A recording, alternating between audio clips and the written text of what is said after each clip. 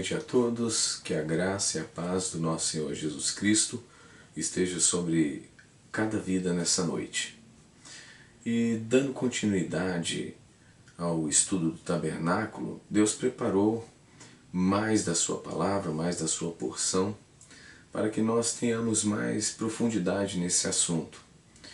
E o tabernáculo, ele é uma prefigura muito importante para nós cristãos, porque ele aponta diretamente para Cristo. Na palestra passada, nós estávamos estudando sobre as características do tabernáculo.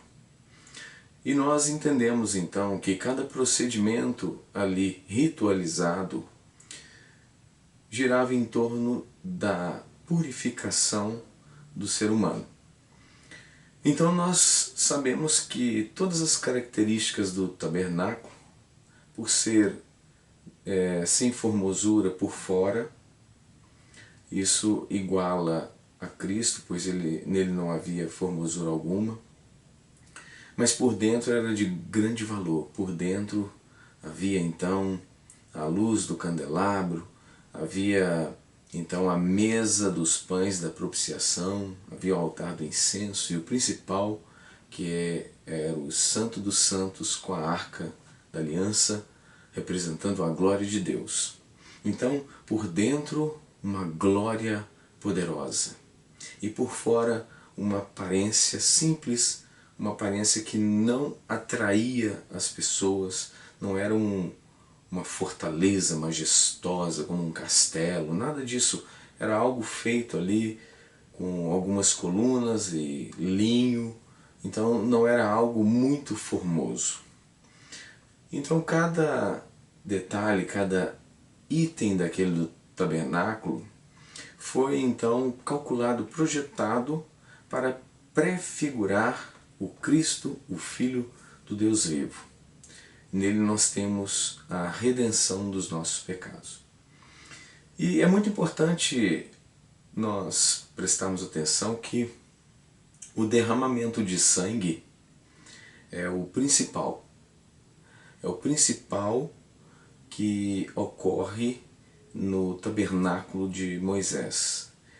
Até o sumo sacerdote, para que ele entrasse no Santo dos Santos uma vez por ano para expiação dos seus pecados e do povo, era necessário que apresentasse o sangue. Então o sangue é um elemento que nós jamais deveremos esquecer. O sangue é o centro de toda a operação do tabernáculo de Moisés, prefigurando o sangue de Cristo derramado por nós. Mas antes de aprofundarmos sobre o sangue de Jesus, nós vamos ainda trabalhar mais um pouco sobre as prefiguras, ou seja, tudo aquilo que está anunciando a vinda do nosso Salvador. Tudo está apontando, está direcionando o nosso foco para o Messias. Então é isso que nós devemos entender. Nós precisamos compreender que todas as coisas prefiguram a Cristo. Todos esses procedimentos de expiação, sacrifícios, holocaustos, tudo isso está prefigurando a Cristo. Então guarda o que eu estou dizendo. A prefigura de Cristo é muito importante nós não esquecermos no momento que estamos estudando sobre o tabernáculo de Moisés. Então, dando continuidade dentro do mesmo assunto, eu vou pedir para que vocês abram juntamente comigo as Escrituras no livro de Gênesis, no capítulo de número 27. Nós vamos observar aqui parte da história que também prefigura Cristo. Nós vamos entender que a Bíblia ela possui muitas mensagens que estão como que codificadas. É necessário uma atenção especial à revelação do Espírito Santo, sem a qual nós não podemos compreender as Escrituras. É necessário que Ele nos revele. Então, existem muitas mensagens intrínsecas no versículo que, se nós passarmos assim com uma leitura dinâmica, uma leitura assim não aprofundada, uma leitura rápida, nós passamos aquilo desapercebido. E é algo de grande riqueza que muda o nosso estado de consciência, e isso nos ajuda a crescermos no cristianismo, isso nos ajuda a termos uma maturidade, a saber quem somos, a conhecer tudo aquilo que Deus nos deu por herança.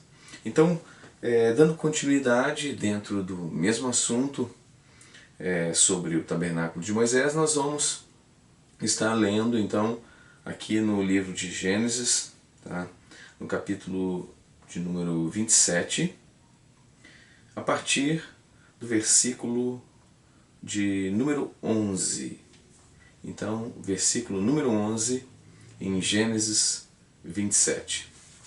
Está dizendo assim: Entretanto, Jacó ponderou a sua mãe Rebeca. Vê, meu irmão Esaú é peludo, e eu tenho a pele muito lisa. Nesse versículo eu não li todo o contexto para não estendermos muito a nossa palestra, então estou fazendo de forma mais objetiva. Nós percebemos aqui que nessa estratégia que Rebeca, esposa de Isaac, estava planejando com Jacó. Ela queria que Jacó herdasse a bênção da primogenitura. E somente o primogênito teria direito a essa bênção. E nós conhecemos a história de Esaú e de Jacó. Esaú nasceu primeiro. Os dois eram gêmeos. Mas na hora do parto, Esaú nasceu primeiro. Então o direito, o escolhido, a primogenitura, a bênção da primogenitura, então seria Esaú. Então por direito ele tem a bênção da primogenitura. E Jacó não, porque ele nasceu em segundo lugar. Mas Deus havia então predito que Jacó reinaria sobre Esaú. Então nós prestamos atenção nessa história, nós não entendemos muito bem. Porque como assim? Se Deus diz que o primogênito é que tem o direito, então por que o primogênito não teve o direito e Jacó, que não era o primogênito, teve o direito? Tudo isso está nos mostrando algo que aconteceria lá na frente e marcaria toda a humanidade. Então, eles estavam preocupados que quando Jacó fosse se aproximar do pai, que já estava velho, ele já estava um pouco cego, não enxergava quase nada, e ele já tinha consciência que estava na hora de partir, que Deus haveria de recolhê-lo. Então, ele havia então chamado Esaú para que ele preparasse um alimento para Jacó, porque chegaria o momento dele receber a bênção da primogenitura. Então Esaú sai para caçar e para preparar ali aquele alimento de acordo com o gosto do pai. E naquele momento entra então uma grande jogada: substituir Esaú por Jacó. Ou melhor dizendo, substituir Esaú por Jacó. Ou seja, nós estaríamos tirando Esaú da jogada e iríamos incluir Jacó, o qual não teria o direito. E eu ficava sempre pensando, mas como que isso é possível, sendo que o próprio Deus havia pré-estabelecido que o direito seria do primogênito? Mas vamos entender o que Deus nos mostra aqui nas Escrituras. Afirmou-lhe a sua mãe, no versículo de número 12, que tal maldição recaia sobre mim, meu filho. Tão somente faze o que eu te peço. Vai e traze os animais para mim. Então ele foi buscá-los e os trouxe para sua mãe, que preparou um delicioso prato, exatamente como seu pai apreciava. Então esse prato aqui era para que Esaú servisse ao seu pai. Quando na verdade a mãe armou toda essa estratégia, essa jogada para que Jacó oferecesse ao pai esse prato. Mas nós vamos entender tudo. Então nós vamos agora para o versículo de número 15. Rebeca pegou as melhores roupas de Esaú, seu filho mais velho, roupas que guardava em casa, e mandou que Jacó, seu filho mais novo, as vestisse. Em seguida, com cuidado, cobriu-lhe as mãos e a parte lisa do pescoço com as peles dos cabritos. E por fim, entregou a Jacó a refeição saborosa e o pão que tinha feito. Então Jacó caminhou até seu pai e o chamou: Meu pai. Ao que respondeu Isaque: Sim, quem és tu, meu filho? E Jacó disse ao seu pai: Sou Esaú, teu primogênito. Fiz o que ordenastes. Levanta-te, por favor, assenta-te e come da minha caça, a fim de que tua alma me abençoe. Isaque questionou Jacó: Como conseguistes encontrar a caça tão depressa, meu filho? E ele replicou: É que o Senhor, teu Deus, a colocou no meu caminho. Então Isaque solicitou a Jacó: Aproxima-te, pois, para que te apalpe, meu filho. Assim saberei se és mesmo ou não o meu filho Esaú. Jacó chegou bem perto de seu pai Isaque, que o apalpou, e declarou: A voz é de Jacó, mas os braços são os de Esaú. Ele não o reconheceu, porque os seus braços estavam peludos como os de Esaú, seu irmão.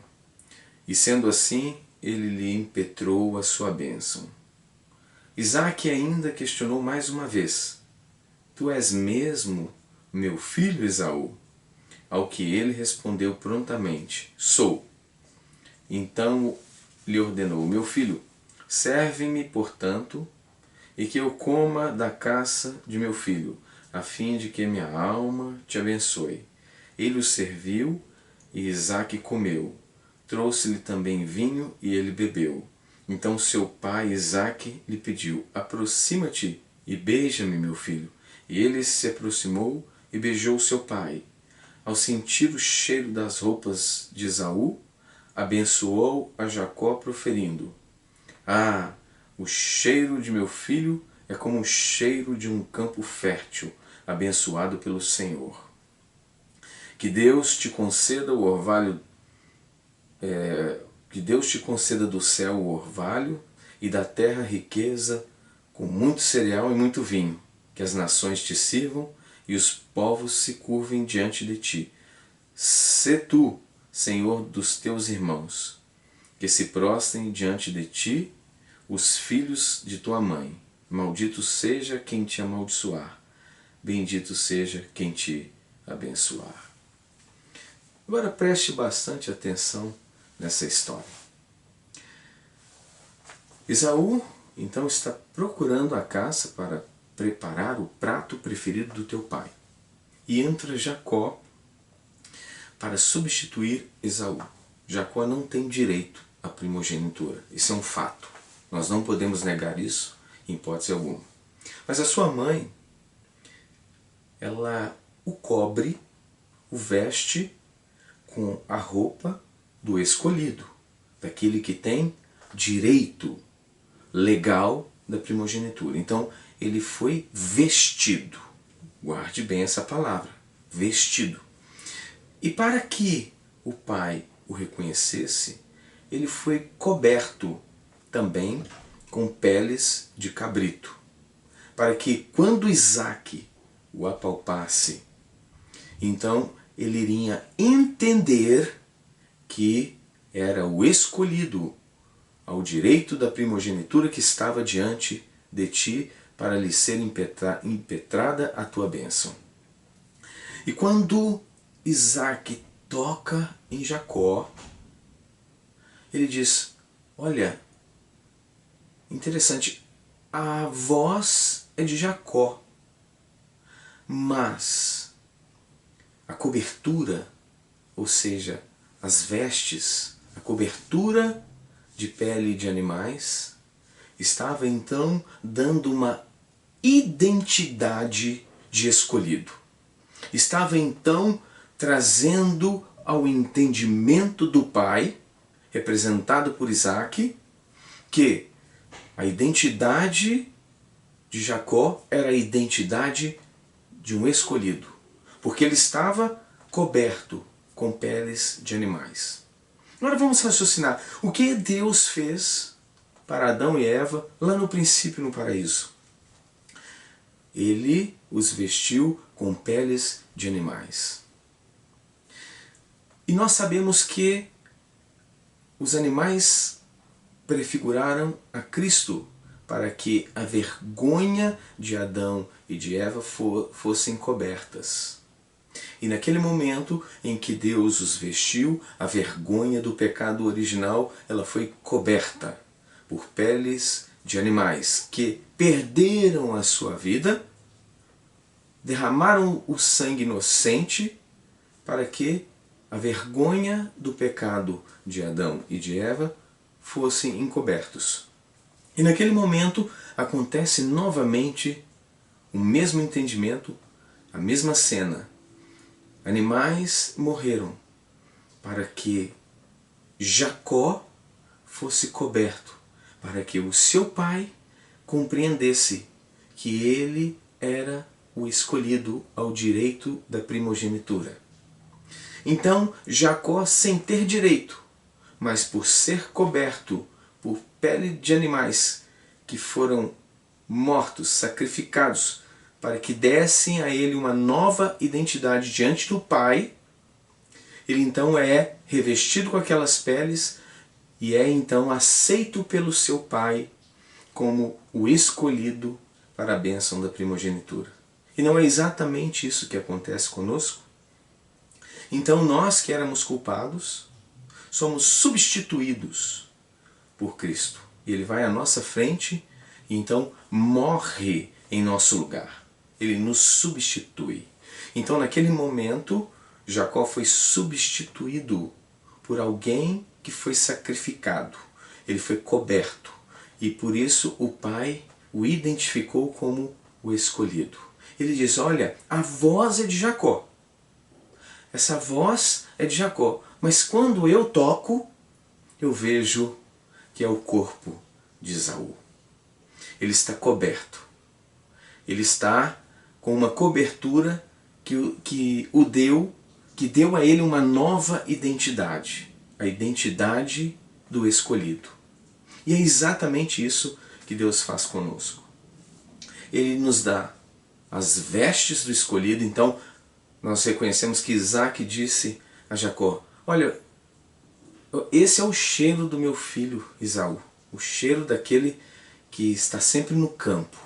Este é o cheiro do escolhido. Quando eu toco, este é o corpo, é a pele do meu escolhido. Mas engraçado, a voz é de Jacó. Lembra da madeira de acácia? Madeira de acácia representa nós, seres humanos, difícil de lidar, difícil de trabalhar, cheio de imperfeições, mas cobertos com a glória, prefigurada com ouro puro. Não era um ouro misturado, era o ouro puro que prefigura a glória de Deus. O sangue de Jesus é a própria glória de Deus. É aquele que nos justifica, é aquele que nos dá uma nova identidade, é aquele que apaga os nossos pecados definitivamente.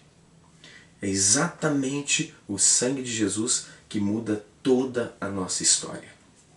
E esse sangue, ele é prefigurado em toda a Escritura.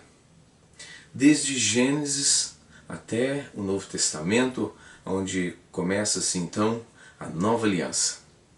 Então, sempre no Velho Testamento nós estamos vendo os sacrifícios, os holocaustos, sempre apontando para Cristo, apontando para aquele que haveria de vir e que traria a redenção a toda a humanidade. Tanto é verdade que quando João Batista vê Jesus no Rio Jordão, ele fica estarrecido e diz: eis o Cordeiro de Deus, que tira o pecado do mundo. Ali estava diante dos olhos de João Batista, aquele tão falado, tão prefigurado em toda a Escritura Sagrada, estava diante dos olhos de João Batista. Ele, perplexo, ele estarrecido, vê Jesus vindo para ele para ser batizado por ele. E ele anuncia: eis o Cordeiro de Deus que tira o pecado do mundo. É aqui que nós vamos então entender por que ocorreram todos aqueles rituais, por que o tabernáculo foi construído, por que ele prefigura a Cristo. Nós vamos compreender tudo isso nesta noite, nessa palestra. E você sairá daqui sendo conhecedor do marco mais importante de toda a humanidade: Jesus Cristo, o Filho do Deus vivo. Para nos ajudar a uma compreensão melhor sobre o tabernáculo, seu significado de todas as coisas, nós vamos agora abrir no livro de Hebreus, ali no capítulo de número 9, a partir do versículo de número 1. Nós vamos ler alguns versículos e vamos ali analisando pausadamente. Isso nos trará uma compreensão, um entendimento bem melhor acerca do tabernáculo de Moisés. Preste atenção no versículo de número 1. Ora, a primeira aliança possuía ordenanças para a adoração e também um tabernáculo terreno. Primeiro item do versículo de número 1, nós entendemos que, ora, a primeira aliança. Se houve a primeira, é porque também houve a segunda. Segundo aspecto, possuía ordenanças para adoração, debaixo da lei, da ordem. E o terceiro aspecto, que possuía também um tabernáculo terreno, ou seja, na terra. Então nós entendemos aqui que todo aquele sistema ritualístico do tabernáculo fazia parte da primeira aliança, a aliança mosaica. Agora nós vamos dar um salto aqui e vamos direto para o versículo de número 7. Prestem bastante atenção. No entanto, na segunda parte da tenda, o Santo dos Santos, somente o sumo sacerdote podia entrar uma vez por ano, e jamais sem apresentar o sangue do sacrifício, que ele oferecia por si mesmo e pelos pecados que o povo havia cometido por ignorância. Dessa maneira, o Espírito Santo estava revelando que, enquanto continuasse erguido o primeiro tabernáculo, o caminho para o Santo dos Santos ainda não havia sido manifesto. Então, todo esse ritual, todos esses procedimentos, o sumo sacerdote, uma vez por ano, ele não poderia jamais entrar no Santo dos Santos, onde estava a Arca da Aliança, cuja tampa era o propiciatório, onde era aspergido o sangue do sacrifício lá na entrada. Lembram do altar do holocausto? Então aquele sangue era aspergido na tampa da arca que estava no ambiente chamado Santo dos Santos. Então naquele momento, a aspersão daquele sangue era para a purificação do pecado do sumo sacerdote e de todo o povo.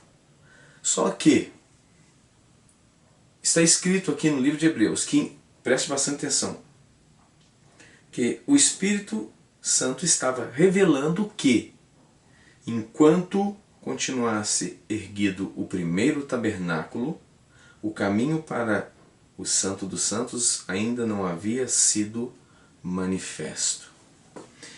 Ele não havia sido manifesto o caminho. Quem é o caminho, a verdade e a vida? Nós sabemos quem é. Ele ainda não havia sido manifesto. Não que ele não existia.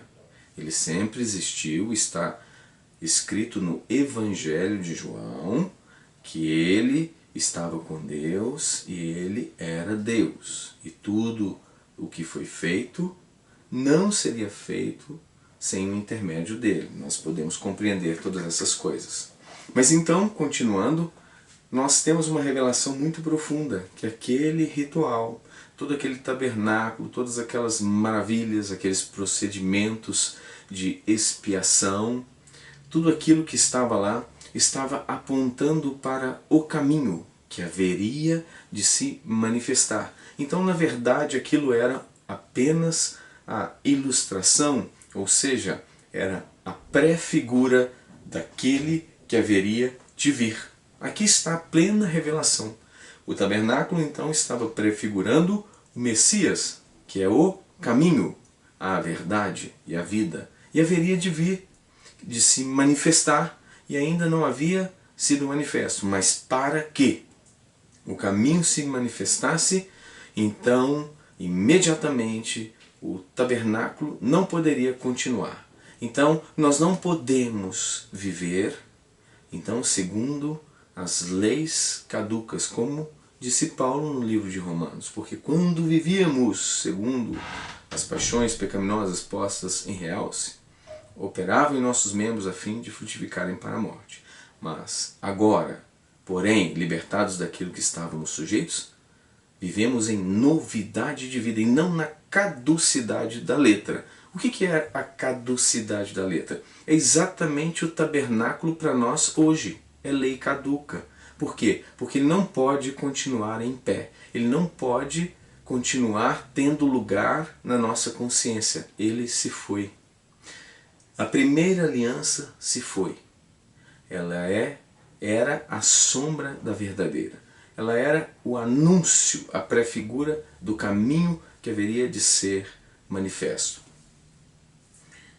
Esse fato transforma-se numa ilustração para os nossos dias, esclarecendo que as ofertas e os sacrifícios oferecidos não podia dar ao adorador uma consciência perfeita e limpa. Então, assim como também ele não era perfeito, ele era a pré-figura, ele era a sombra do perfeito, ele também não teria a eficácia do perfeito. Então ele não trazia uma consciência limpa e pura. Ele não fazia o que o Messias fez e continua fazendo a partir do Calvário. A partir do momento em que ele morreu e que ele ressuscitou, essa aliança que nós temos com o caminho manifesto que é Cristo, a eficácia desse ato, a eficácia dessa morte, dessa ressurreição e daquele sangue que foi derramado, pago os nossos pecados, essa eficiência que nós temos hoje não havia no tabernáculo de Moisés. Mesmo vendo tudo aquilo, toda aquela cerimônia, todo aquele ritual maravilhoso, reconhecemos tudo aquilo prefigurando, muito lindo, mas não é a segunda aliança. Não é o caminho manifesto. Não tinha a eficácia de Cristo. Era apenas o anúncio, apenas a pré-figura. E diz aqui no versículo de número 10: eram tão somente ordenanças que tratavam de comida e bebida e de várias cerimônias de purificação com água. Esses mandamentos exteriores foram impostos até a chegada do tempo da nova ordem. Então eles tiveram validade até o momento em que Cristo consumou. Até o momento do tetelestai, ou seja, está pago, está consumado, está feito, está cumprido. Até ali ele estava valendo.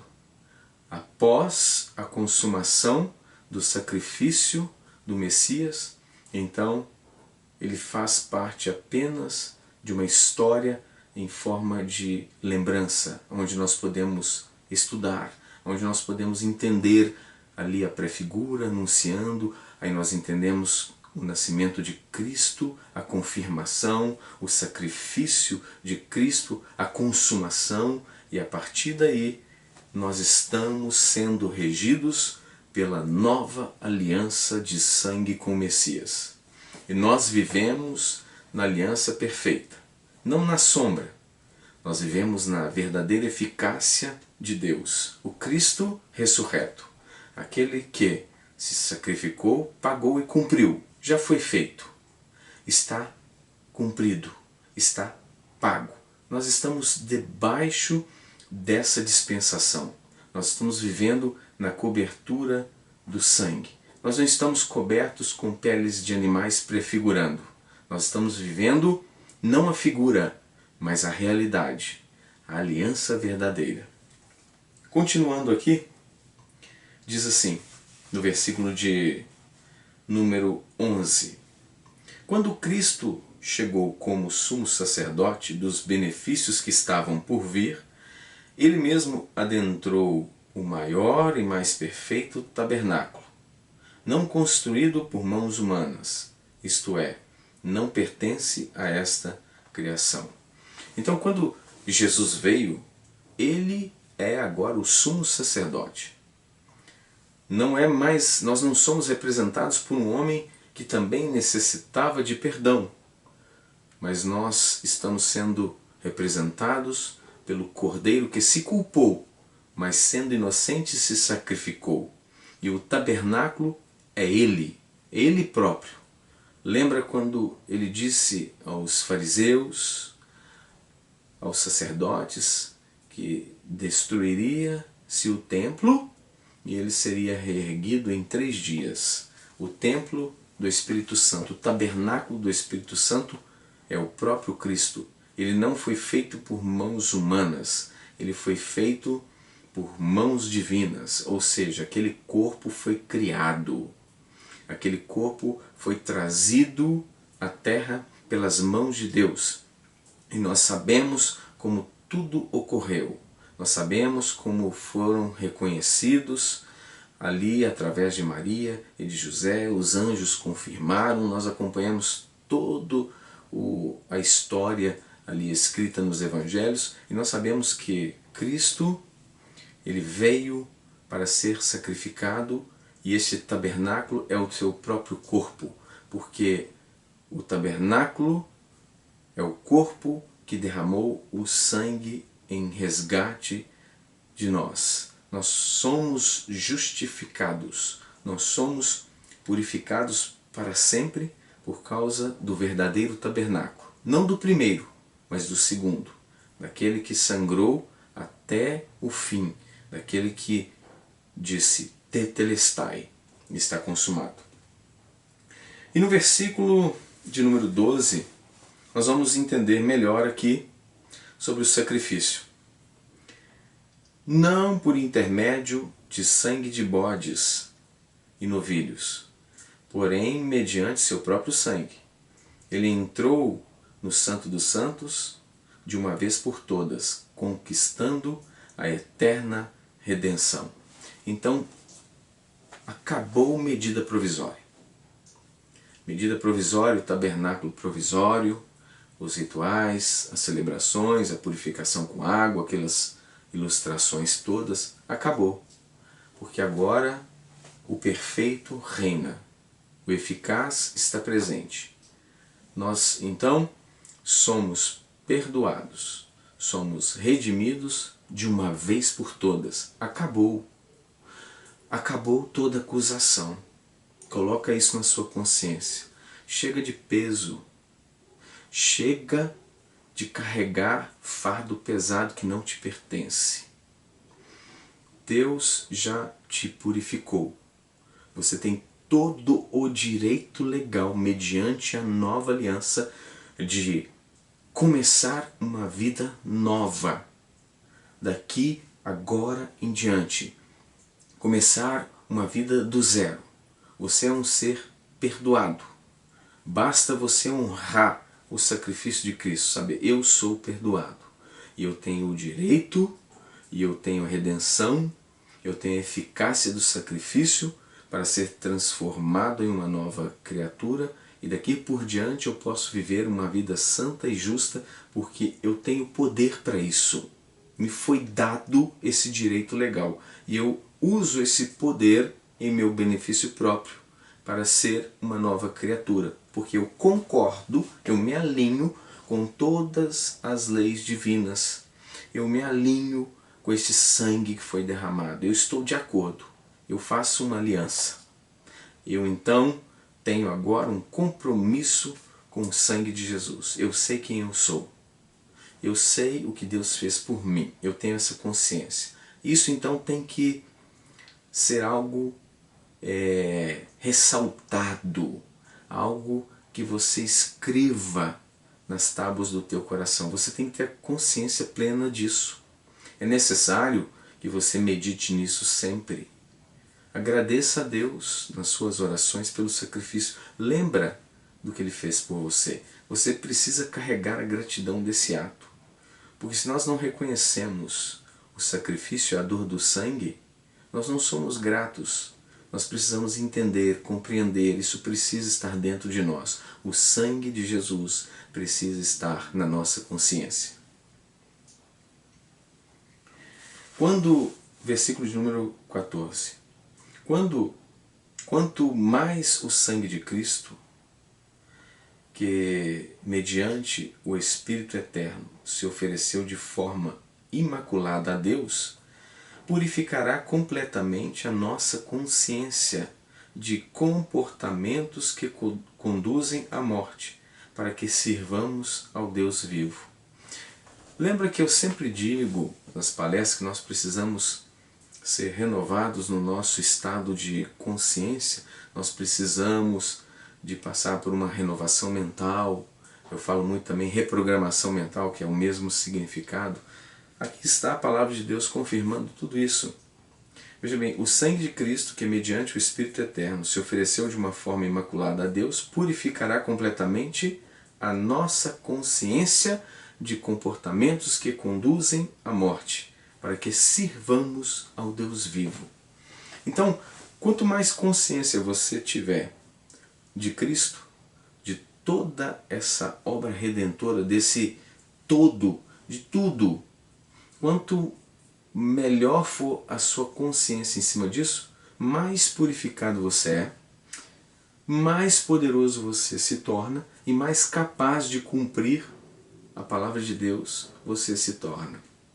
Você vai se transformar em uma nova criatura a partir da purificação da sua consciência pelo sangue imaculado. Agora já não é mais sangue de touros, não é mais sangue de bodes, não é mais um ritual, não é mais a prefigura. Agora o negócio é muito mais sério. É o sangue do Messias. É o sangue que realmente apaga tudo. Ele limpa, purifica todas as suas culpas, as minhas culpas e de toda a humanidade. Aquele que quiser, beba da água da vida. Aquele que quiser, seja salvo. Aquele que quiser, tenha a vida transformada. Só se não quiser, porque ele respeita o livre-arbítrio. Porque o direito é de todos. Deus fez uma obra universal. Todas as pessoas têm direito. Continuando aqui no versículo de número 15, diz assim o livro de Hebreus. Exatamente por esse motivo. Qual motivo? O que eu acabei de ler no versículo de número 14. Exatamente por esse motivo, Cristo é o mediador de uma nova aliança, para que todos aqueles que são chamados recebam a promessa da herança eterna, visto que ele morreu por resgate, ou melhor dizendo, como resgate por todas as transgressões cometidas durante o período em que vigorava a primeira aliança. Então, tudo o que foi da primeira aliança, todos os pecados que estavam ali, que vigoravam na primeira aliança, ele purificou a todos. Ele limpou tudo. E os que nasceram já na nova aliança, claro que todos os seus pecados também são perdoados. Então eles estavam perdoando todas as pessoas que viveram ali no vigor da primeira aliança. Ele perdoou, e então ali é consumado, é então manifesto o caminho prometido através da pré-figura da primeira aliança. Tudo que vigorava ali pela lei foi perdoado, tanto é que o apóstolo Paulo, ele matou vários cristãos, ele perseguia a igreja de Cristo, e Deus o tratou como vaso de honra. Ele diz: esse é um vaso precioso para mim. Quando ele cai do cavalo, com o brilho da glória de Cristo, então ele é resgatado. Tudo que ele fez com o vigor da primeira aliança, todos aqueles homicídios, todas aquelas culpas, elas foram apagadas. Paulo foi perdoado. E foi então o maior dos apóstolos. É uma prova incontestável, viva, do perdão de Deus, o próprio apóstolo, porque ele era o maior perseguidor da igreja, por causa de religião, por causa das leis de Moisés, e ainda mal interpretadas, porque se eles tivessem compreendido, eles teriam dado honra à igreja e não perseguido a igreja. Mas tudo aquilo que eles fizeram lá, todos aqueles pecados, tudo foi apagado, tudo em vigor da primeira aliança foi apagado, todos os pecados. E nós que nascemos na segunda aliança, na nova aliança, nós temos também todos os nossos pecados apagados, porque o sangue de Jesus nos purifica de todo o pecado. Versículo de número 16.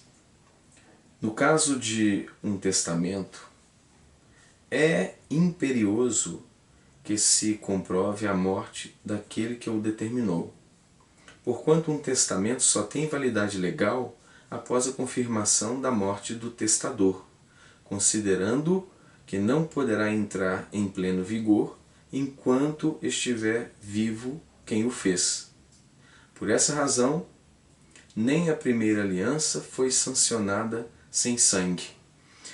Veja bem, enquanto Jesus não havia morrido, nós não nos tornamos herdeiros. Nós tínhamos a promessa. A partir do momento da promessa, o testador morreu, aí nós nos tornamos herdeiros, herdeiros da bênção de Abraão, para que a bênção de Abraão se achegasse aos gentios em Jesus Cristo, foi necessário que ele morresse em nosso lugar. Vamos agora para o versículo de número 24. Pois Cristo não adentrou a um santuário erguido por mãos humanas, uma simples ilustração do que é verdadeiro. Ele entrou nos céus, para agora se apresentar diante de Deus em nosso benefício. Então, ele não entrou num santuário construído por mãos humanas. Ele, na verdade, o santuário construído por mãos humanas está aqui. Era uma simples ilustração do que é verdadeiro. Ele entrou nos céus, para agora se apresentar diante de Deus em nosso benefício. Tudo que ele fez foi para nos beneficiar. Todo esse sacrifício, essa dor, essa tortura, a trajetória do Calvário foi uma coisa horrível, sanguinária, uma condenação terrível. Era uma condenação absurda, que as pessoas achavam que deveriam até ser tirada ali, vamos dizer, da Constituição de Roma. Era uma condenação brutal, era uma condenação estarrecedora, ela era o terror. Então ele passou pela trajetória do Calvário para beneficiar a humanidade, para beneficiar a mim e a você, para que nós nos tornássemos filhos, verdadeiramente filhos do Altíssimo. Ele também não se ofereceu muitas vezes, como procede o sumo sacerdote que entra no Santo dos Santos de ano em ano, portando o sangue alheio. Ele não fez isso várias vezes. Como diz aqui o versículo de número 26. Ora, se assim fosse, seria necessário que Cristo sofresse muitas vezes desde o início do mundo. Mas agora ele manifestou-se de uma vez por todas, no final dos tempos, para aniquilar o pecado por intermédio do sacrifício de si mesmo. E assim, como aos homens está ordenado morrer uma só vez, vindo depois disso o juízo, assim também Cristo foi oferecido em sacrifício uma única vez, para tirar os pecados de muitas pessoas, e aparecerá a segunda vez, não mais para eximir o pecado, mas para brindar a salvação a todos que o aguardam. Sabe o que significa isso? Significa que ele tirou o pecado de muitas pessoas. Por que ele não tirou de todas? Porque somente quem, por livre e espontânea vontade, quer se aliançar com o Messias, esse verdadeiramente vai ter os pecados tirados. Isso se ele permanecer de acordo com as leis do universo, seguindo a palavra de Deus. Então, essas pessoas estão em um caminho que se encontrarão com Cristo para brindar a salvação. Então nós sabemos que a segunda vinda, proposta no livro de Tessalonicenses por Paulo, é o encontro com Cristo nos ares, conhecido como as bodas do Cordeiro. Por que Cordeiro?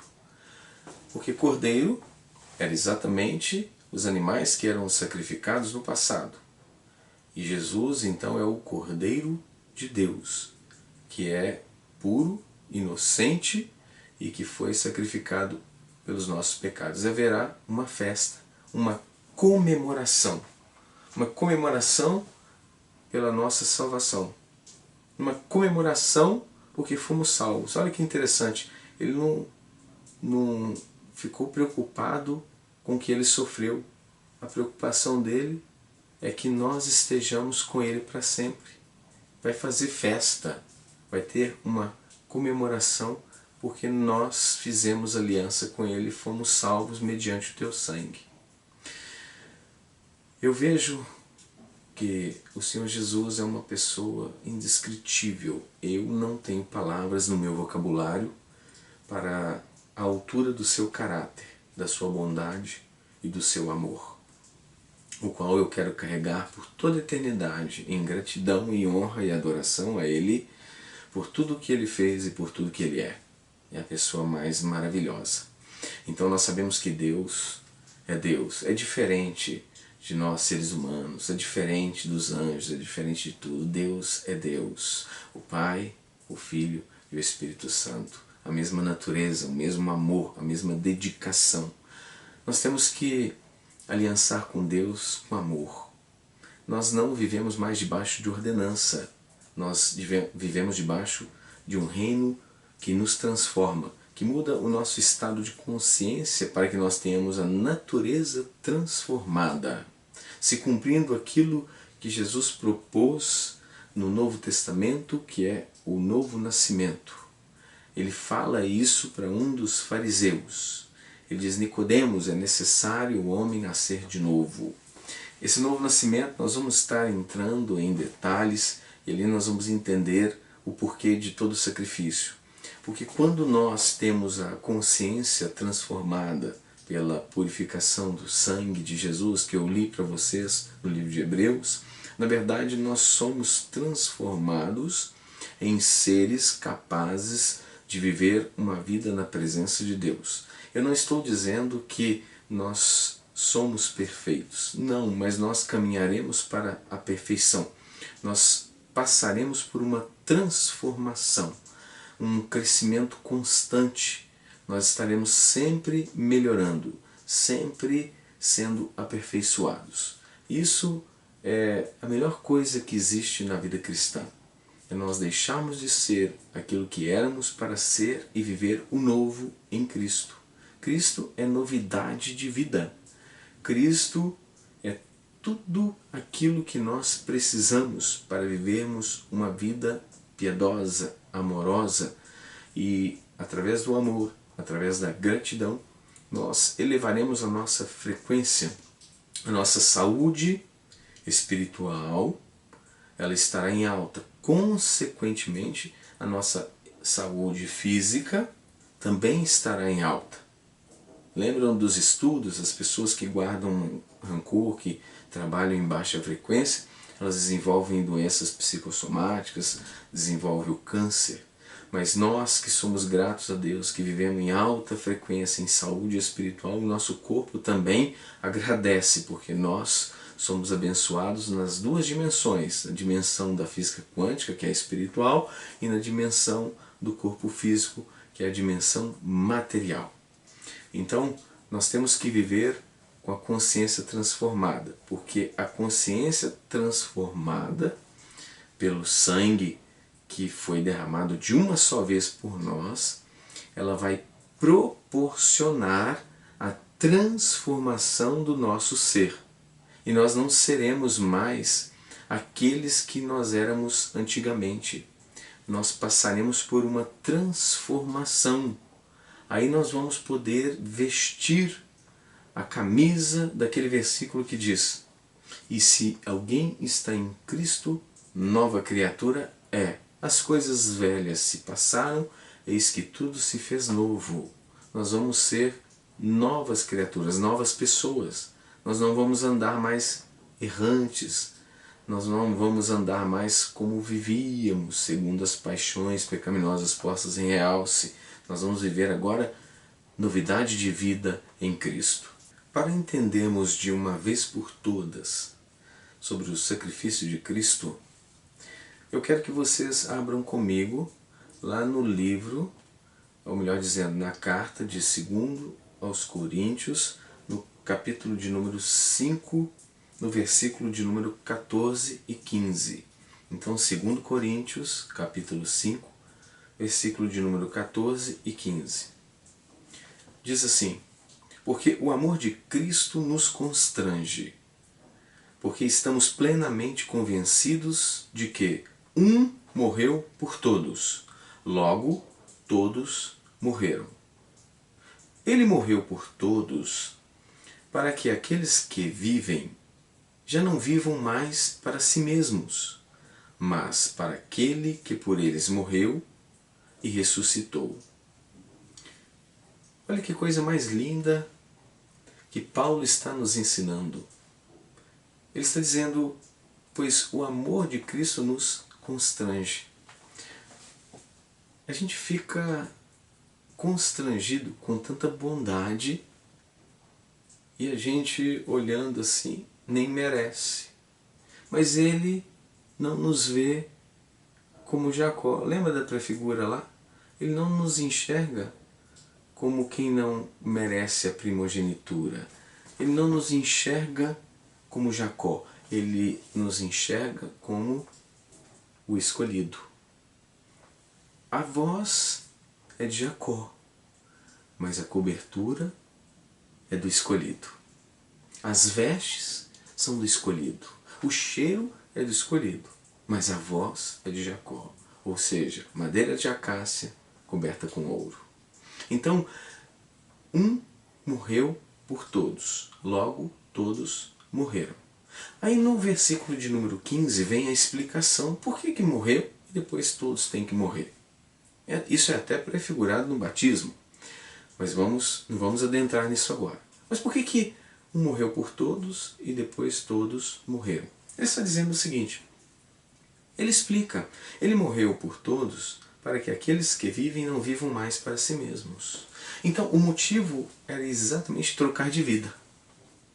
Eu e você não vamos mais viver para aqueles projetos que a gente vivia antigamente. Aquelas coisas sem sentido, que não nos ia levar em lugar algum. Aquela vidinha estranha acabou. Nós não vamos viver mais aquilo. Agora nós vamos viver para aquele que por nós morreu e que por nós ressuscitou. E como é que é a vida nova? A vida nova é maravilhosa. A vida nova nos ensina que, assim como nós pensamos, nós somos.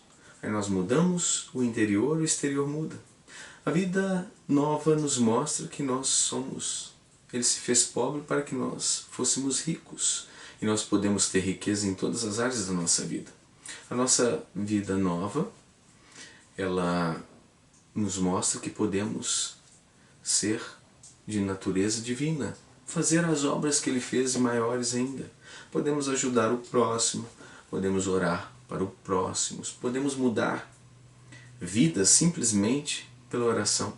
Lembra, eu até trouxe o cálculo de quantas pessoas seriam necessárias para mudar um vilarejo com 10.000 pessoas? Aí nós fizemos o cálculo lá que era o quê? A raiz quadrada de 1% da população seria suficiente para transformar toda aquela população. Então, nós sabemos que há em nós poder. Então a vida nova nos diz que podemos fazer a obra que Ele fez e maiores ainda. Então nós temos muita coisa. Nós temos uma missão nessa terra. Ser luz do mundo e sal da terra. Não sal no sentido pesado, eu tenho que salgar. Não, não é isso. O sal que ele está dizendo é para restaurar o sabor. Sabor é algo prazeroso. Ter uma vida prazerosa é somente com Cristo. E outro detalhe, luz. Nós temos que iluminar, porque as pessoas vivem em trevas. A vida em trevas, sim, é pesada. A vida em trevas é dolorosa. A vida em trevas é sofrida, é doentia, é caótica, é depressiva. Ela leva a óbito, sem sentido algum. E nós somos luz. Nós vamos então libertar os cativos e oprimidos. Através dos nossos conselhos, uma simples palavra, ou até mesmo em oração, sem que a pessoa veja, você pode mudar tudo. Você pode orar e Deus pode encaminhar aquela vida a tomar decisões diferentes. Nós podemos baixar a criminalidade, nós podemos fazer chover, nós podemos enriquecer uma nação com as nossas orações, nós podemos mudar tudo. Se nós conhecermos as operações que Deus fez em outros países, os avivamentos. Tem muita gente que acha que confunde avivamento com vivalismo, não tem nada a ver uma coisa com a outra. Nós estamos falando de vida, qualidade de vida, vida abundante. Não estamos dizendo em manifestações emocionais, porque as manifestações do Espírito Santo nem sempre terminam em euforia. Quantas vezes o Espírito Santo manifesta quando nós estamos ali no nosso leito para dormir, e ele vem e manifesta quando nós estamos orando por alguém, quando nós estamos pregando a palavra de Deus, o Espírito Santo se manifesta. E nem sempre nós estamos feito louco, correndo e empurrando as pessoas. Não, não estou dizendo isso. Eu estou dizendo sobre transformação de vida, transformação de caráter. Então nós podemos muito bem sermos a luz do mundo e o sal da terra, cumprir a nossa missão. A missão é essa, luz e sal. Guarda isso.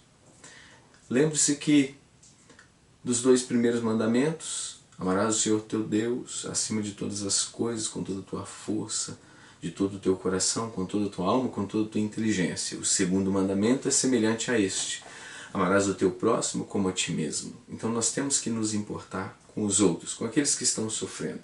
Claro que nós não vamos violar o livre-arbítrio de ninguém, ou seja, insistir, ficar ali apurrinhando aquela pessoa. Você tem que... Não, cada pessoa ela vai fazer aliança com Cristo por livre e espontânea vontade. Nós intercederemos, nós redirecionaremos os caminhos das pessoas. Olha, não é por aí, mas se ela quiser ir pelo caminho errado, nós não podemos impedir. Então vamos encerrar a nossa palestra aqui, porque senão fica muita informação, é o que eu sempre digo, né? Muita informação e a gente acaba não assimilando. Mas a vantagem é que tudo isso está gravado, que você pode acessar a hora que você quiser. Mas vamos encerrar aqui, tem um grande conteúdo para nós analisarmos, rever e guardar isso no nosso coração. E eu desejo e ministro a todos a graça e a paz, uma excelente noite e que Deus te abençoe grandiosamente e até o nosso próximo encontro em nome do Senhor Jesus.